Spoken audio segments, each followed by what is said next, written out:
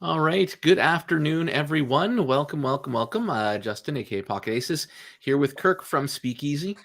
This is a protocol that's actually been out for a little while and doing well on its own kind of thing, but I haven't had it on my channel. I'm not really sure why. I actually know the developer, and he's a fantastic guy. I'm sure we'll talk about him a little bit, Jack, who has been in the space for a long, long time. So I know that that gives me and a lot of people, hopefully, a lot of faith in this protocol. But I have seen them kind of coming around again, doing a lot of the song and dance. Pun intended, I guess, in this case, Kirk. I thought I'd give Kirk a chance to come and tell his story, talk about Speakeasy, and bring some content and some light to you guys on what it all is, because I don't know if a lot of my community would have seen too much from this one. So looking forward to having a chat. The usual opening up, if you guys do like and subscribe down below, if you could, if you're coming from elsewhere, and give some likes right away, because that'll help bring some people to the AMA as we get deep diving into Speakeasy. And I guess to start us off, the usual song and dance. Kirk, if you don't mind introducing yourself, and then we'll get into the protocol. Absolutely. Thanks for having me. I'm excited to present to this. It's always fun to present to a community I haven't met before. And so I'm looking forward to doing that here. So do you want me to do a little my crypto journey thing, or? Yeah, for sure. Just anything Okay. a little about yourself, and just let us know what your experience is in the space, and as detailed or as light as you want. Like I said, probably fairly quick, just because we don't want to dwell on too many topics too long, but Sure. yeah, go nuts. Okay, great. I'm Kirk, and I am the team lead at Speakeasy. We're a ROI DApp protocol, and we've been up and running for almost 3 months now.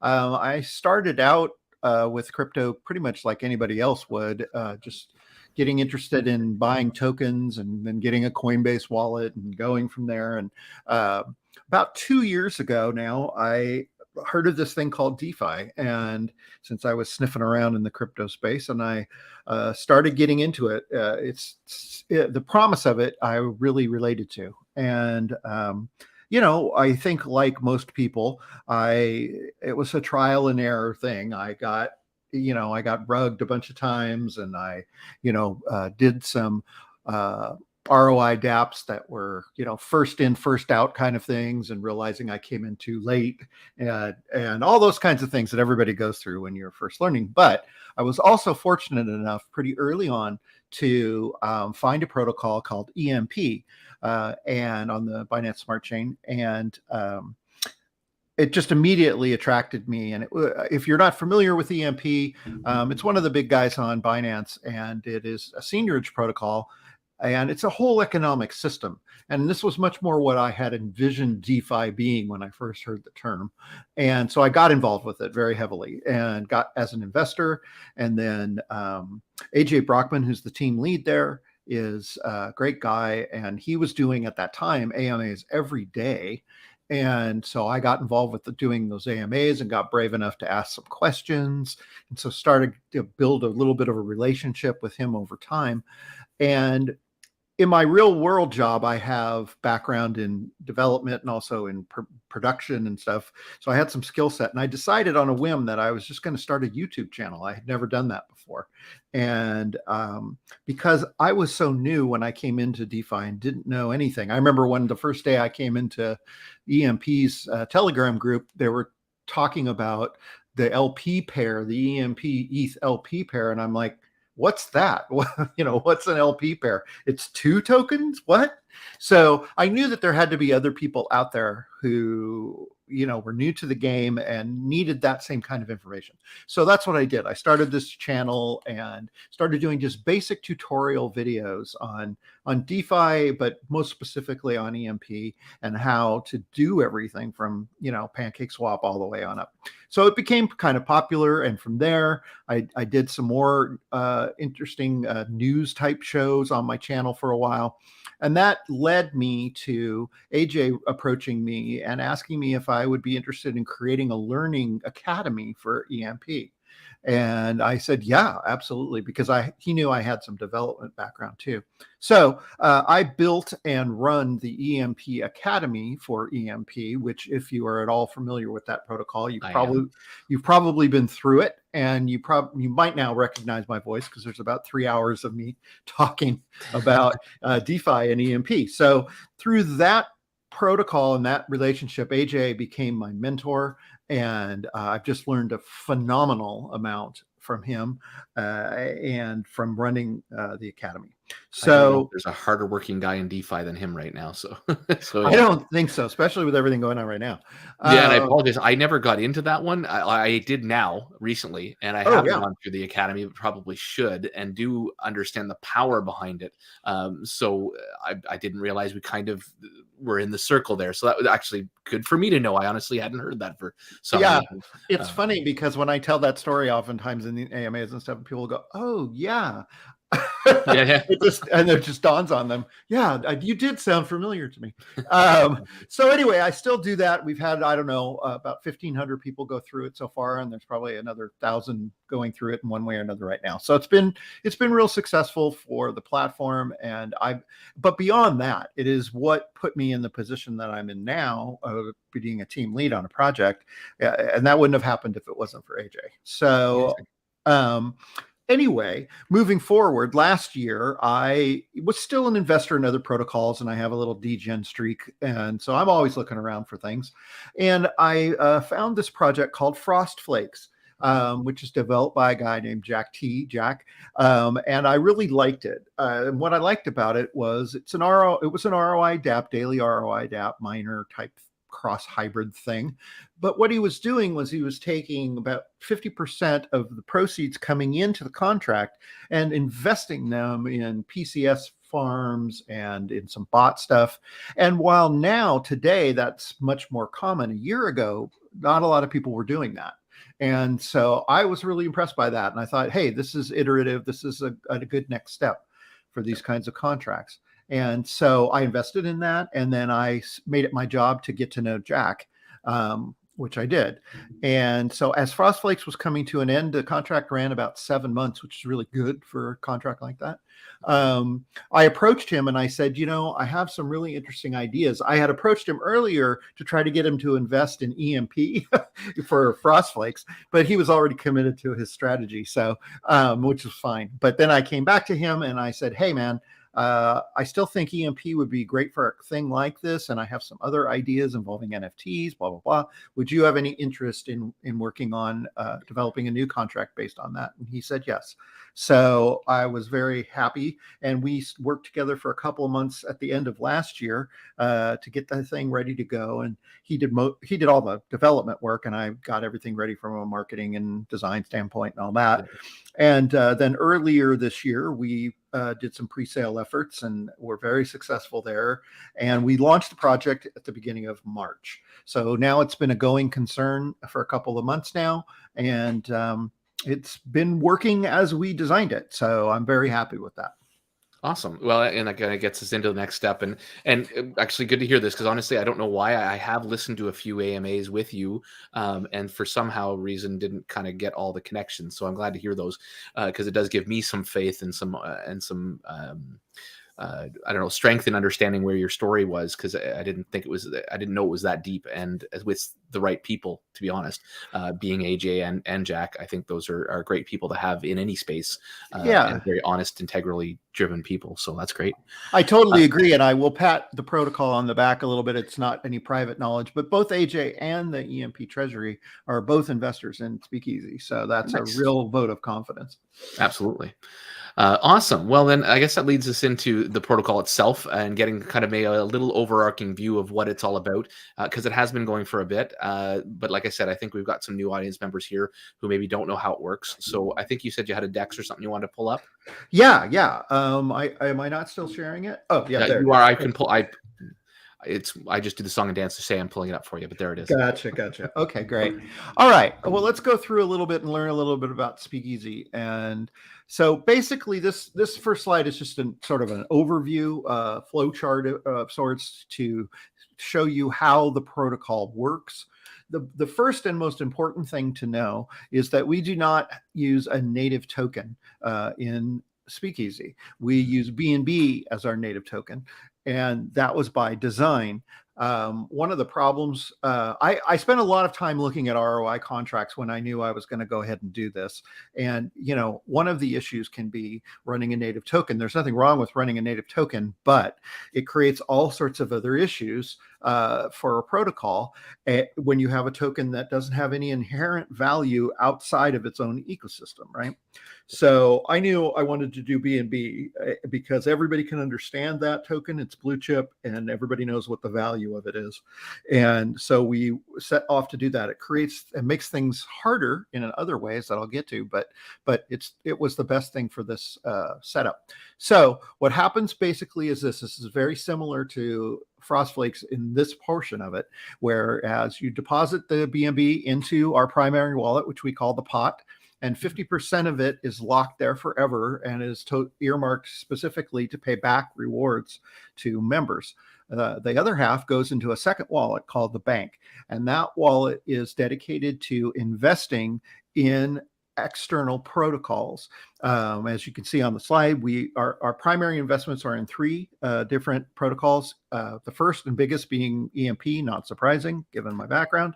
But we've also taken a position in Elephant Money and now more recently in Wolf Capital. So these are the three primary protocols that we have positions in and that we're earning rewards on. So this is the second key to this whole thing. First key, BNB as the token. Second key is if you're going to run a protocol like this and sustainability is the goal, you have to generate external revenue. There's just simply no other way to do it. And so so this is the first way that we have generate revenue that we bring back to the pot to pay to our members is through these investments in these well-known and certainly in EMP and Elephant Money's case, long-lasting protocols. So that's the first thing that we do to generate revenue. The next thing that we do is we sell our own NFTs. And we have a little bit of a different approach to the way these NFTs work. And again, it ties into the whole system in that using it for rate boosting as opposed to reflecting tokens. So the way that it works is you can come into Speakeasy and not participate in purchasing any of our NFTs. If you do that, you're called what we call a Speakeasy guest. And there's a fixed entry base rate of 0.25% a day that you get if you come in that way. Interestingly, we've had nobody come in that way. We still have zero guests. Everybody sees the value of going into the NFTs. So, but we still have it, and it's there. So the first level of NFTs that you can get into in our protocol are what we call membership key cards. And these NFTs, you purchase, we mint one and you hold it, and it gives you a APR boost. So there are two of them. One's called the silver and one's the gold, but they both do the same thing. The silver gives you an extra 0.25% boost. So you're getting now 0.5 daily, and the gold gives you a 0.5 boost, so you're now up to 0.75 daily. So the functionality, the mechanics is the same. It's just the gold costs a little bit more and gives you a little bit bigger of a boost. So it's pretty easy to understand how that works. It also, the other thing that they do is you have to hold a membership key card and be a member in order to purchase the second level of NFTs that we have that we call our cocktail NFTs. And as you can see on the graphic, there's a set of cocktails for each key card type. So the silver key card has silver cocktails that go with it, and the gold has 4 gold cocktails that go with it. Now, a little disappointed that the old fashioned is not on the gold side, but that's okay. But the old fashioned is the biggest boost of all. Okay. Yeah, I am a big old fashioned fan, so it is not by accident that that's the case. There you go. So at any rate, you can purchase one cocktail NFT to go with your key card, so you can't stack them. So So the idea is you have your key card, you have your cocktail, and between those two, you can get up to, in the silver protocol, you can get up to 1.5%, which is the max that you can earn in our protocol. In the gold, you can get to 1.4%, but there are other ways to earn APR boosts that can get you up to the 1.5. But if you go over 1.5, then that's useless. It caps at 1.5. Gotcha. So that's how we do that system. So now, when you think about this from the protocol's perspective, this is a substantial revenue generator for the protocol because, again, going back to the initial point, since we don't have a native token, most NFTs work in this type of system where you buy and hold an NFT and it reflects back the native token to you for holding it over a period of time, right? We don't do that. What we're giving is these boosts, these rate boosts. So in essence, rather, what you're buying is time, because the larger your APR boost, the faster you get to ROI and then beyond. So, but for the protocol, since we're not paying out anything directly on the NFTs, the sale of those NFTs is 100% profit to the protocol. So we can then take that and invest it into our, and that's exactly what we did in a pre-sale. We sold over $100,000 worth of cocktail NFTs before we even launched the protocol. And that was a huge advantage for us to start building our war chest even before we started paying out. Yeah, so moving on. So that's how we do it. And so again, this isn't theoretical. We're doing this. We've been doing this now for almost 3 months. And so this is just a quick snapshot of where we currently are with those 3 protocols that I mentioned. It's a couple $100,000 all totaled. With EMP and Elephant, we're taking out our rewards, which in EMP, it is the eShare token. And in Elephant, it's the trunk token. We're taking our rewards out every day and converting them to BNB and putting them back into our protocol. So we're not touching the principles, but we're just earning. And then with Wolf Capital, that's a relatively new one for us, and they work on a weekly basis. So we can't take it out every day, but we take it out once a week and bring it back to the protocol. And then we always keep some liquid assets in the treasury to do various things that we need to do, including inject into the pot if that's necessary. So this is a snapshot from just the other day. And what we're showing here is that we have about, it runs between 1,000 and 1,200 BNB in the total treasury assets. Kind of depends on how expensive BNB is at any given time, and what we're paying out. And when we started the protocol, when we launched, the highest point we got to before we started paying out was 1,100 BNB. So basically, and now we're up to paying 70 to 80 BNB a week out to our members, but our assets have stayed static. So that's actually a win. Of course, we'd like to build, but we're not draining our assets either. So we are very close to this point that we're trying to hit, which is a self-sustainability point where we're earning enough and through our various revenue sources to pay our rewards out. So we're getting very close to that, and we're doing it a little faster than I had anticipated. And then now we're getting into what I call ROI season, which I'm really excited about. Starting last week and into this week, the very first wallets that came in to the protocol at launch that were max wallets are now starting to ROI. And every week now that goes on, there'll be more and more wallets that have hit that magic ROI point, which is, really great. So, so that's kind of where we are with the protocol today. Just to wrap up the overview, again, the main thing was to try to take an ROI contract like this and try to make it as sustainable as possible. That's the experiment, if you will, with this project. Yeah. And so the ways we're doing that, again, no native token, BNB in, BNB out. We're paying what I call real world daily percentages. It's very hard to, in real world with quote unquote real money, like a blue chip stock instead of a native, to pay out any more than this. I would be very cautious myself, if on anything that was claiming to pay more for a long period of time. Then we have some mechanics in the contract that also make it more sustainable and basically just slow everything down. And the main one that we have is that we are not a daily ROI DApp. We are a weekly ROI DApp. So that means that you only interact with the contract once a week.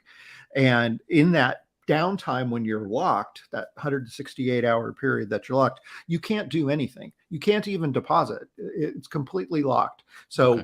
once a week, it opens up to you, and you can then either claim it, which we call cash out, or you can compound it, which we call let it ride.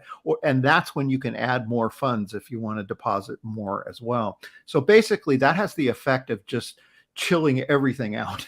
Yeah. You can't daily compound, you can't hyper compound, you can't do any of that stuff. A lot of people throw that word passive around these days. We are about as passive as it gets. So, Nice. yeah. And then we also implemented some mechanics in terms of wallet controls that are both anti-whale, but then also keep this thing low and slow, because we need the time to earn the money on the backside to pay it out. So everything is geared towards giving us time to do that, because we're not printing the money, we're going out and earning it. Yeah. And so we have weekly claim maxes of 2 BNB. So you can only take up to 2 BNB out per week.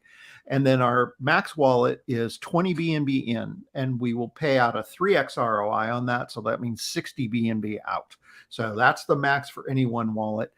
You can run multiple wallets, of course. And if you max out a wallet and you finish it, you can move your NFTs that you purchased to another wallet. Okay, cool. And so there's no real penalty for that, but we just want to keep controls on that type of wallet. Also, we implemented another key decision that keeps us smaller, frankly, but also keeps us healthy, is that we don't have much of a referral program at all. We have a very small bonus referral program, but there's no way to, there's no teams, there's no airdrops, there's none of that.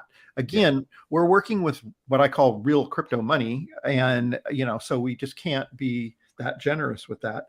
And it also removes the ability, nothing wrong with this at all, but, having influencers or various people come in, with a referral, make a ton of token with referrals, then hyper compound those referral token, and then dump. And almost put $0 into their own money. Yes, right.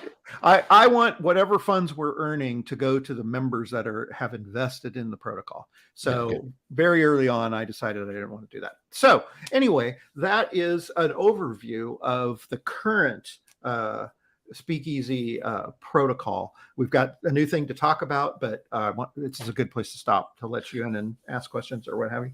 Yeah, so if anybody does have any questions, there's a few people in the audience, so please post them up. Obviously, looking at it now and getting a more, like, I've gotten kind of this overview a little bit, but oftentimes I've been doing other things or whatever, so now to be able to be focused on it was kind of cool. And obviously, I mean, if we do get a run in crypto, the nice thing is you're diversified in a way that you have one protocol that should pay you out fairly steadily as long as it keeps going the direction it's going, being Wolf Capital. Elephant Money, same kind of thing. It's kind of that stable horse for you, but I guess is a little below your daily ROI, but still creates some pretty good sustainability or stableness for you. But then EMP, if things do go on a run, you guys could fill your treasury quite quickly and make this far more sustainable in a rapid way if something was to change there. And I really don't see any downside of EMP. It's just whether the masses come back to them when the markets start picking up. Am I correct in saying all those things? I think you are. I feel like that's the other thing with what we're doing. We're pretty conservative. Again, we could go out and chase more high risk, sexy APRs, but that is not what I want to do and not how I advertise this. And, but as far as like EMP and Elephant and the market in general, yeah, I mean, one of the goals of this is to sustain long enough to hopefully see that rebound in the market overall. Because the other thing is we are exposing investors into Speakeasy, not only into these protocols, but also into blue chip cryptos. We hold a lot of BNB. We hold quite a bit of Ethereum.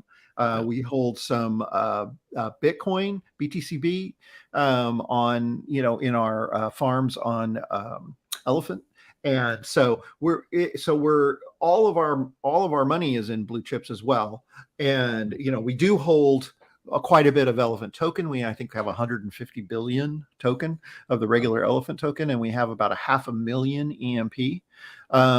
And so, those are the only two quote unquote native tokens that we hold, but those are two good ones to be holding. Yeah, exactly.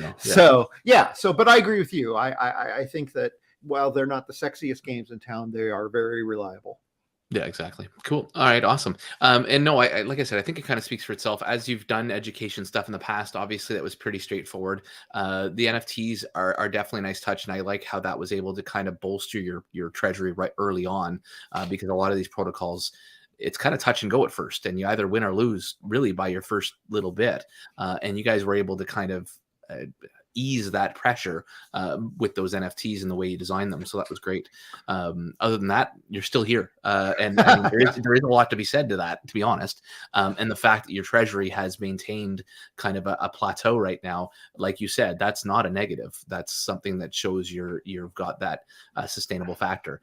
It does sound like possibly, and I think we kind of talked about it beforehand, there still is some play of Ponzi-nomics right now, and I have to be open and honest and transparent. But it seems like, if I'm seeing everything correctly, and correct me if I'm wrong, that you've really kind of, I don't know if delayed that or basically eliminated a very large portion of it, I guess, to date, by the sounds of it.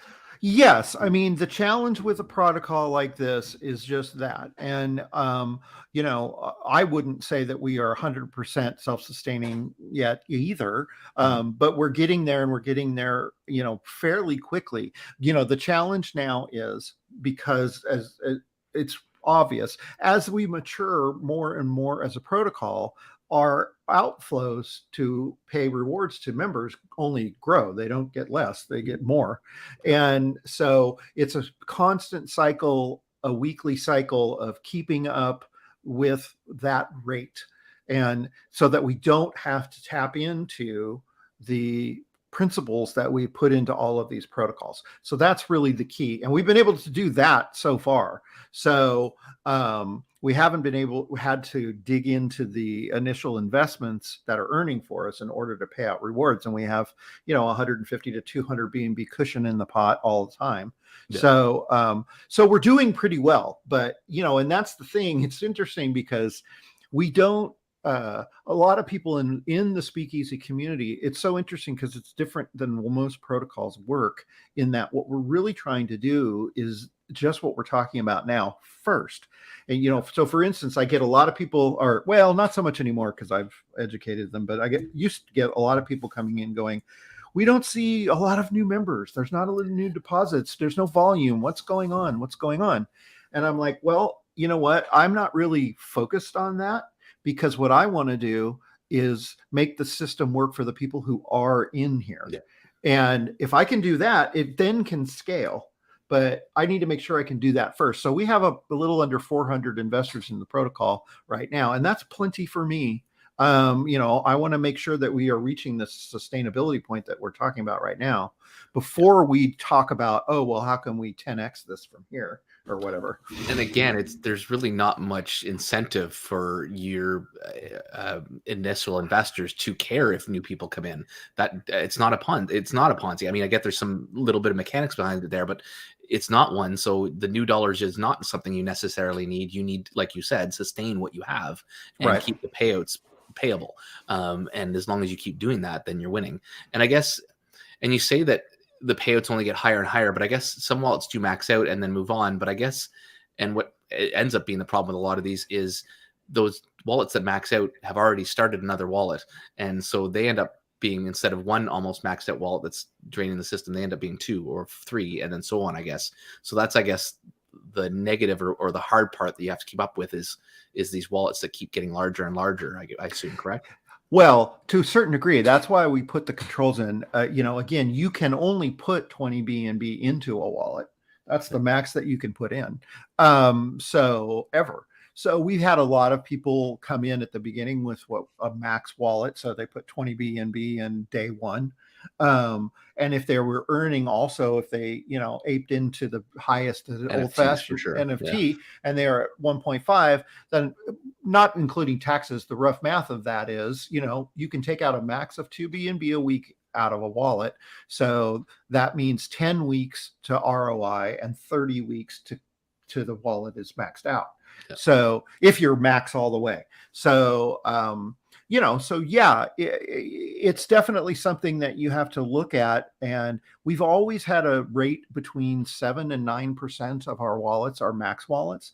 So it's not been like overwhelming from that perspective. So, Nice. but it is definitely, it's definitely work. Like I said, it's challenging, but it's fun. Yeah. Nice. And we do have a couple of questions here, so we'll go to them a little bit. So would you consider Speakeasy a long-term play? I guess from my standpoint, I guess my quick 2 cents, and then I would love to hear yours, is any of these things could be long-term plays, but there is barriers. There's things that happen in the market that are unforeseen. But to me, again, what you've created so far and how you've shown it to last the months that you've had it already last, when it comes to DeFi, it already is long-term. But as what it's going to do in the future, obviously we can't predict that, but the goal, as you say, is to kind of keep this going the way it's going, and realistically with just small growth and keep on moving and keep on generating income sources, keep on compounding some of them, it could go on for a while, especially if you get a little raise in the market. That's going to be pretty huge for you again. Oh, it'll be phenomenally huge. But and also to add on to that, as we said in the self-sustainability, this 15 weeks number, what that means basically is that's almost 4 months.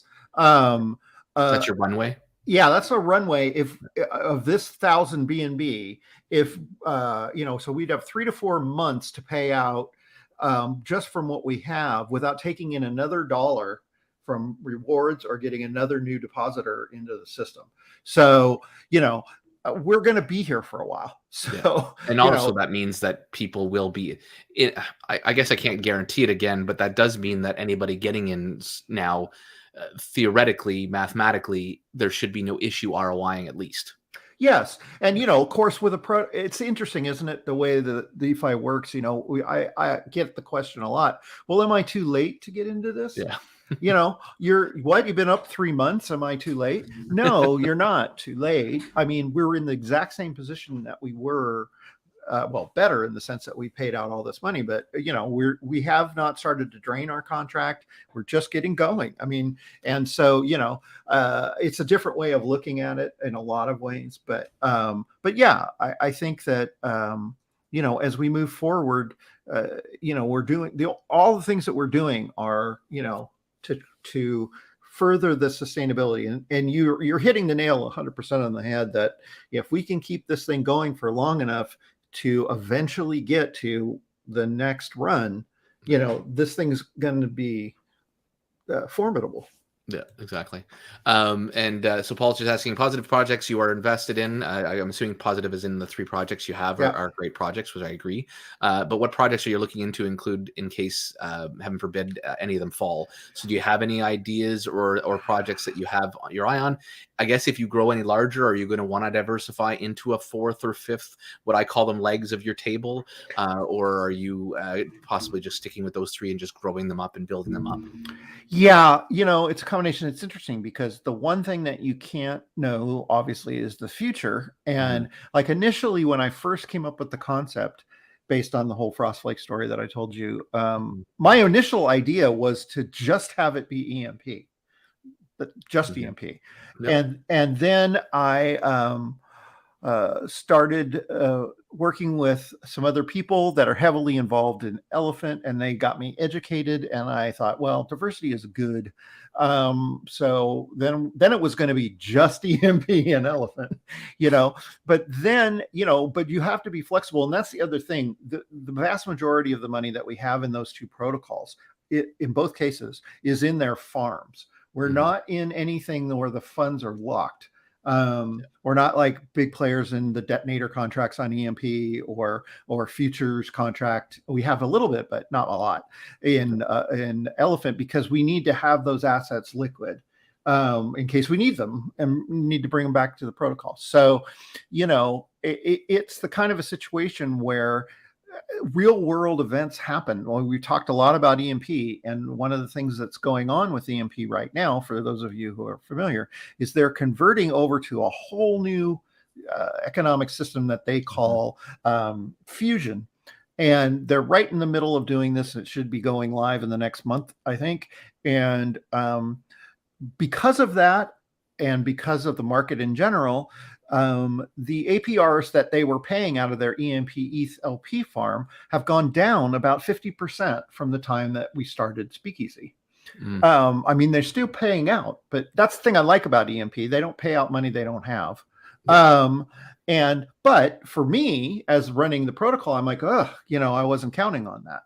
And this is why Wolf Capital came into play. So I did go out and say, okay, I'm going to bring a third protocol in that I hadn't necessarily planned on doing, because I need to make up that revenue for the short term. Once Fusion gets rolling and they start hitting again, we're back in.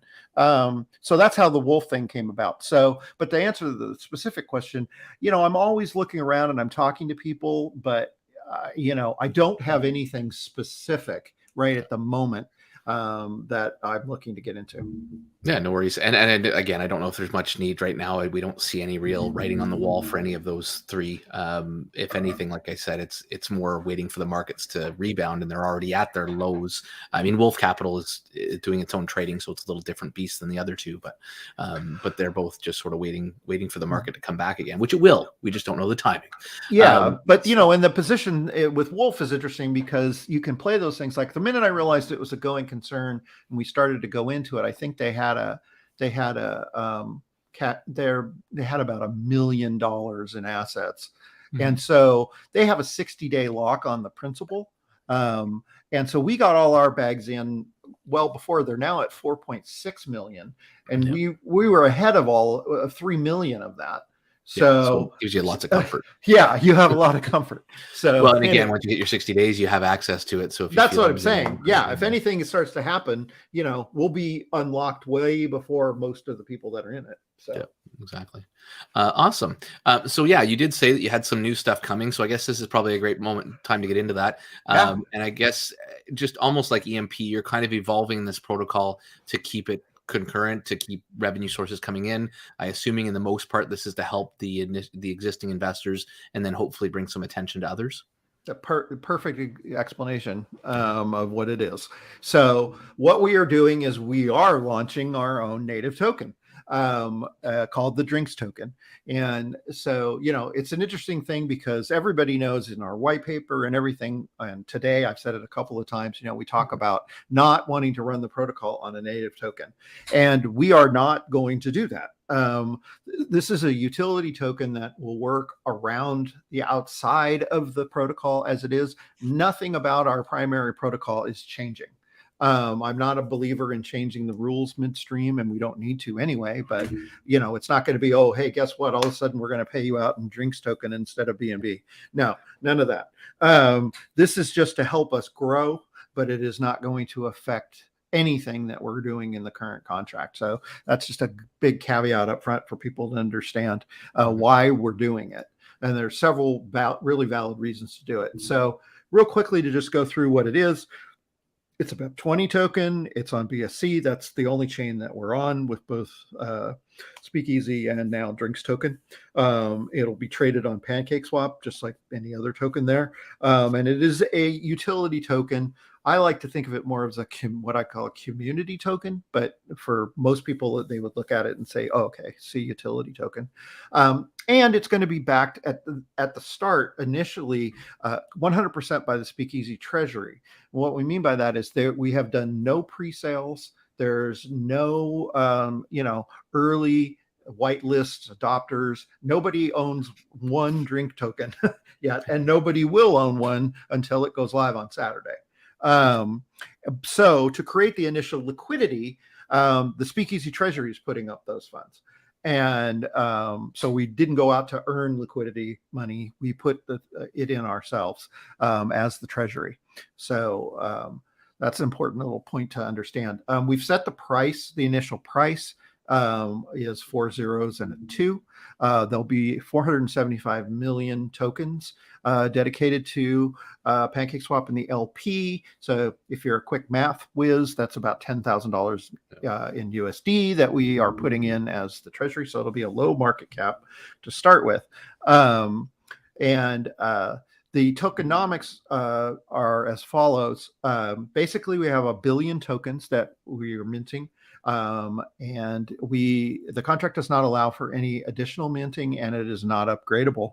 So 475 million going into PancakeSwap. We also, from day one, will be offering staking, which we're putting another 475 million of these tokens into the staking contract, which will allow you, of course, to buy and stake Drinks token to earn more. And that is the key to this whole system. We also have a small carve out that we may be using for staff rewards or paying for marketing or special things that we may be able to take advantage of paying with token instead. And then, so what is the protocol getting out of this? I said already that we're not going to change the way it's working. Why would the Treasury want to do this and invest in this? Well, because on all the volume, the Treasury will be earning a 2% tax. So that's on buy and sell on PancakeSwap and deposit and withdraw in the staking contract. There's no tax on transfers. So this is now the third revenue source for the Speakeasy protocol, along with our investments and our NFT sales, will now be generating another line of revenue off volume on taxes for the token. So the staking has also been set. When you stake, it will be a 60% APR, but on a user-defined term. So it doesn't matter how long you have it. It's going to be a flat fixed number, but you can determine, and it will be from between 7 days to 365 days. So you can just say, hey, I want to lock it up for a week, or I want to lock it up for a month or a year. Doesn't matter. You'll earn 60% the entire time, whatever time you pick. Interesting. Okay. So I said it was a utility token. What's going to be the actual utility of this? And this is key. This is the main reason we're doing it. It's even more than the revenue generation is this, because of the nature of our protocol, it's almost impossible to do this type of utility that we're going to be doing with our own token. So these are all going to come out post-launch. We're not going to roll any of these out till after things settle down and we understand the value of the token and where everybody is with it. But over the next few weeks and months, these utility features will roll out. The first one will be that we'll set up a system that will allow you, remember I talked about the membership key card NFTs as being the first level of entrance into the protocol. We will then have a program where instead of buying an NFT, you can hold and stake a certain number of drink tokens in order to get that initial APR boost. So that's a plus because it gives people who either don't like NFTs or don't want to get involved with something like that another way to enter our ecosystem. And also gives us a benefit because those are new people that found out about us and got eyes on us through the token, but now they're depositing into the main contract as well. So it's a win-win from that perspective. Similarly, we're going to do other programs of APR boosting with like we do with some of our NFTs. We have one called The Shot, which is a separate NFT. And if you hold it, it gives you an instant 0.2% boost to your overall APR. So we're going to do things like that with the Drinks token as well. And I'm assuming still not going above the 1.5. Correct. Okay. Yeah, nothing, but it's just another way for people that are building their, that didn't go in full. There's most of the people in the protocol are building their APR over time. And so also we have an inventory on the secondary market. All of the cocktails, the silver and the gold cocktails that I mentioned before, have all been minted. The live mint periods are over. So how do you get one? You have to buy one on the secondary market. And we use NF Trade for that. I can show you real quick a picture of one of let's see here. Can I maybe? Hold on.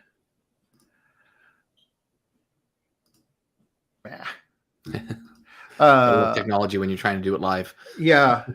Here, let me do it this way. So like, for instance, this is the Mojito cocktail, which is the largest boost in the gold series. So what you basically do is when you're coming into the protocol, you decide whether you want to get the silver or the gold. And then if you want to add a cocktail to it, then you just come over to NF Trade and you see what they're being sold for. And it's a little bit of a gamification. So you figure out, well, I can spend this much and get this boost, or I can spend this much and get that boost. What do I really want to do? And then you just buy the NFT here from somebody who already owns one and is looking to get rid of it. So on the smaller ones, like for instance, on the gold, is the Long Island iced tea is the smallest one. There a lot of times there will be higher inventory in the smaller ones because everybody wants the bigger ones, and so we'll have more available inventory on the smaller ones on the secondary market. So we do go in as a treasury and sometimes sweep the floor and buy some of those NFTs up to keep the prices, and then we burn those NFTs to keep the inventory lower and keep demand up. But now we'll be able to also do that by offering drinks tokens to those people and potentially buy up their unused NFTs if they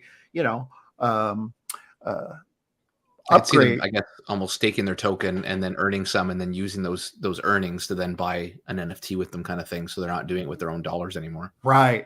So it just gives us this amount of utility flexibility that isn't really impacting the way the protocol works, but just giving us a way to do a lot more things. Yeah. Also similar, we've gotten very involved in supporting other projects that we feel have sort of the same ethics and values as we do, small projects. We've done a lot of cross promotions of buying their NFTs or buying their tokens and bringing them over to our community and things like that. So this is going to give us an opportunity to do even more of that, where we can do maybe bundled packages of our drinks token with their whatever token, and do some good cross promotion for everybody. And then also it allows us, as we're thinking to the future in terms of what we might want to do with the Speakeasy protocol next, we now have a utility token that we can factor into that as we develop new ideas. Again, though, I'll say it one more time, the core thing is that we're not going to change the existing protocol in any way. So, however, we may look at, this is another thing that gives us the potential to, we may look at creating another version of Speakeasy that totally sits on its own and totally runs on the drinks token instead of BNB. And that one might be able to pay a little bit more aggressive APRs. Not saying we're going to do that, but saying that now we have the flexibility to think about those kinds of things. Yeah. So that's what the token is. And of course, the overarching reason to do this as well is to bring new eyes to the project as a whole. People get interested in token. They're going to come in, they're going to see this token, and they'll go, oh, it's a utility token. What it's utility for? Oh, Speakeasy, what's that? So so it's actually a marketing play too. Nice. Now, my only concern, and again, I haven't dealt in, and I'm not considering this a meme token, but obviously there is some relations in that sense, and memes have come back a little bit now with Pepe and other whatever. Right. So is there I know there's fees going into it, but I guess there's no way of it draining that with like a run sell off, or where the price gets kind of pumped up and then sold. There's no way of that affecting negatively that treasury. I mean, I can't say there's no way to do it. What we're trying to do with this utility/community token is to create an environment where that is unlikely. And the way that we're going to do that is the community is already well on board. And so the treasury is also going to be a good actor in the ecosystem. And yes, we're putting in this initial liquidity, but we're also going to be, as a treasury, involved in purchasing drinks tokens as well. We're not talking about how much or when, but we will be doing that to support it. But the key to the success of this token is going to be within our community, because what we want to do is educate everybody to understand what the benefit of buying and staking these tokens will be to the overall protocol. Okay. And so what we're hoping for is high levels of adoption within the existing membership group, who will go ahead and buy and stake for a longer term of these tokens, and then they can earn. You can withdraw your earnings from your stake, just not the principal. And so you can then use that for profit or whatever you want to do. And so that will create volume too in buys and sells, as well as keeping the majority of the drinks held by our own users. So again, I can't guarantee that wouldn't happen, but we're on top of it, and relatively speaking, this is a very small project, and this is a very small launch, by extension. So it's not like you're going to be shilling it to every chiller and stuff. No, yeah. And so we're going to be able to create our own volume if everybody uses it correctly. And over time, I guess, with the 2% fee in buys and sells, you will offset that risk over time as it gets used more and sold more and bought more, because you'll fill up that treasury from it, right? And offsetting the risk over time. And the benefit too is that the thing that's beautiful about the way we're doing this is because we're not marrying it to the main protocol, right? Is that if in the worst case scenario this doesn't work, the treasury is only, the risk to the treasury is the $10,000 that it's already put into liquidity. Okay. And so it's not going to bring down the protocol with it, is what I'm saying. Gotcha. And so that's another benefit to it, to doing it this way, that we're not exposing the protocol to risk by doing it. And we've, basically already written off that 10,000. So it's in there, and, because it's going to be locked up anyway. So, and I think that the protocol, there's so much upside potential to it that it's worth that kind of risk. Yeah. Nice. Paul, I think we kind of answered this, but I'll just go through it. So Paul says, I get there is a max earning of 1.5, but is there a max amount of NFTs per wallet to get to it? I think you said there was no stacking, if I'm not mistaken. That's right. There's no stacking. So you can hold more than one cocktail NFT in your wallet, but the contract goes and looks at the highest one and credits you with that. So you can't buy 3 of one and get to 1.5. You have to do it with one key card and one cocktail. Okay. So realistically speaking, so I guess you did say there was a way to kind of max out the gold one, the gold side of it with the gold key and things. I guess the shot is what's going to do that. Is there any other way to get that one to a max? Yes. Every week if you choose to compound, which we call Let It Ride, you get a 0.01% bonus, 0.01% bonus to your APR that's permanent. So in 10 weeks, if you started at 1.4, which is the max on the gold side, and you did 10 compounds, you would be at 1.5. Okay, so the gamification is if you plan on compounding, you could go the gold route as opposed to the silver. Otherwise, you pay possibly more, go to the silver and get it maxed out right away. Yeah. Right now, the best deal in the protocol, it changes from time to time, but the best deal right now is the gold with that mojito cocktail, because that gets you to 1.4 and the total cost is 1.6 BNB. To get there on the silver side, you'd have to buy the old-fashioned NFT, which people are very greedy about giving those up. What's the current price? So the floor price is almost 2 BNB just for that. Okay. Just for that alone. Damn it, that's the one I'd want. So some people want to flex and have it, but it's going to cost you to get it.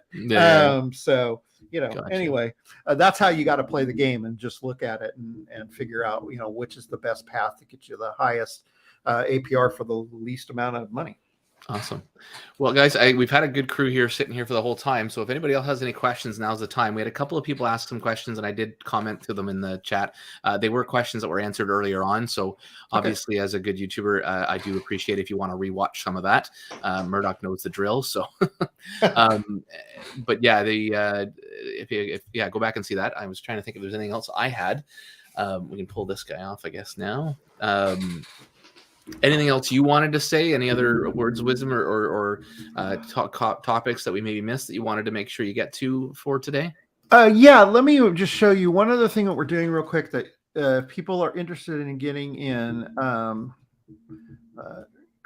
We're running this campaign that we just started yesterday called the Drinks Pledge. And so what we're doing is, it's an NFT. It's only $5. It's not about the money, really. We're just taking the revenue and putting it right back in the pot. But the idea is to get one of these NFTs. There's 6 different designs for our drinks tokens, so you can find, if they're available, you can find whatever style that you like, and then you purchase one of these NFTs, and by doing so, you're making a pledge. It's personal. We're not tracking anything. That you will buy and stake drinks tokens for 60 days. And so we have our community already buying these.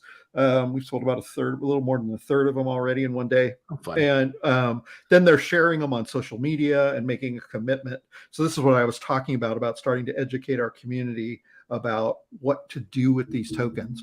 And then for people who may not be in the protocol, there's still a possible reason to do it, because at the end on Monday, we're going to draw 4. There's only 150 of them available, and we're going to pick 4 winners and give away these prizes in drinks tokens. So you could also possibly win some drinks tokens just by holding this with so it's kind of like buying a $5 raffle ticket. Yeah, nice. That's cool. So, that's fun. And it's a good little, like you say, it's a good little social media fun experiment and awareness kind of thing. So very well done. Exactly. So that's the only other thing. Might have to go buy me one of those for fun. You never know. There you go. You never know. Awesome. Going back to the yeah. Thanks, Funny Toro. Yeah, going back to the good old days when DeFi was fun.